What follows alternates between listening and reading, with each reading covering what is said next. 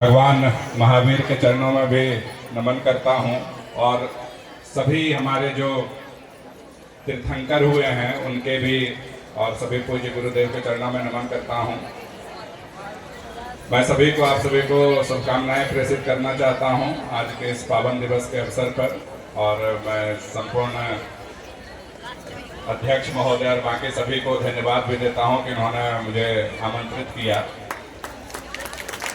मैं बहुत संक्षिप्त में अपनी बात आप सबके साथ साझा करना चाहूँगा कि आज आप ये देखिए कि पूरा अंतर्राष्ट्रीय परिदृश्य को आप सभी भी देख रहे होंगे, महसूस कर रहे होंगे, आप सभी प्रबुद्ध जन हैं।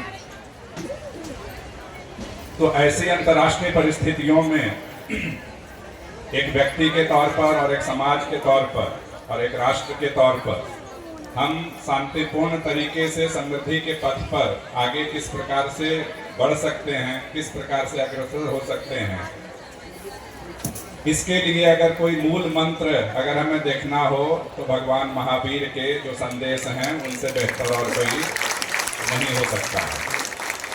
और जितने भी बार आप उन सभी जो भी 5 जो मुख्य तत्व बताए हैं या त्रिरत्न जो उन्होंने बताया है या अन्य जो विस्तार में उनके सभी जो मुख्य बातें हैं उनको अगर आप पढ़ें उतनी बार आप ये सोचने के लिए, चिंतन मंथन करने के लिए विवश हो जाएंगे कि वास्तव में व्यक्तित्व का अगर किसी नागरिक को अपना विकास करना है तो भी उन रास्तों को आपको चाहे अनचाहे फॉलो करना ही पड़ेगा। और समाज के रूप में भी अगर हम अग्रसर होना चाहते हैं, मजबूत होना चाहते हैं और समृद्धशाली भी होना चाहते हैं, उन सारे बिंदुओं पे हमें डायरेक्टली और इनडायरेक्टली हमें चलना ही पड़ेगा, अमल करना ही पड़ेगा। और हम सभी करते भी हैं, भले उसको बहुत बार रियलाइज करें या ना करें। तो निश्चित रूप से यह दिवस उन सभी जो मुख्य तत्व हैं जीवन के उन पर विचार करने का, मंथन करने का अवसर है। और किस प्रकार से राष्ट्रीय, अंतर्राष्ट्रीय, सामाजिक परिस्थितियों में जब कैओस होता है उस समय हम उस कैओस से हट के किस प्रकार पीसफुल रास्ते पे वापस लौट सकते हैं और फिर आगे बढ़ते रह सकते हैं, इसको भी विचार करने की आवश्यकता है।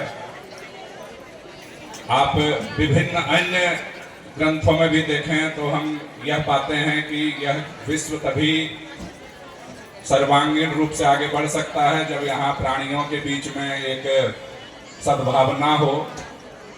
और ये सद्भावना केवल किसी मनुष्य की नहीं है, ये प्रत्येक इस जगत में जो भी मनुष्य के अलावा भी जो जीव जंतु हैं, चर अचर जगत है, उन सबके बीच अगर ये सामंजस्य होगा तभी हम बेहतर तरीके से बढ़ सकते हैं।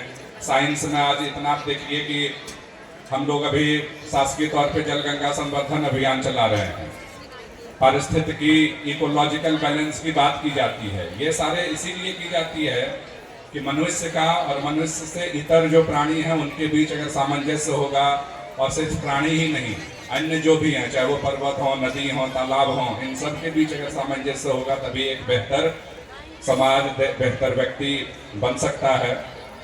और इन सारे सद्भावनाएं, सामंजस्य को भी अगर हम देखें तो भगवान महावीर के जो संदेश हैं उनसे ये सीधे तौर पे प्रवाहित होता है।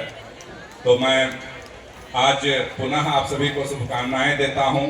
भगवान महावीर के जो संदेश थे उसको हम अपने जीवन में किस प्रकार से आत्मसात कर पाएं, मोर डायरेक्ट वे में, इनडायरेक्टली तो हम करते ही रहते हैं, कर ही रहे हैं, बट मोर डायरेक्ट वे में।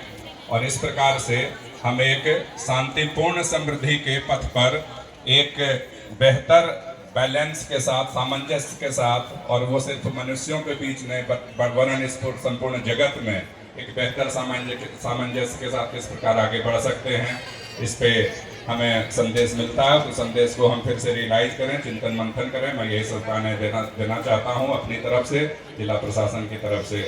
आप सभी को अगेन बहुत बहुत हार्दिक शुभकामनाएं, धन्यवाद। जय हिंद, जय भारत। अगेन मैं गुरुदेव के चरणों में नमन करते हुए अपनी वाणी को समाप्त करता हूँ। धन्यवाद।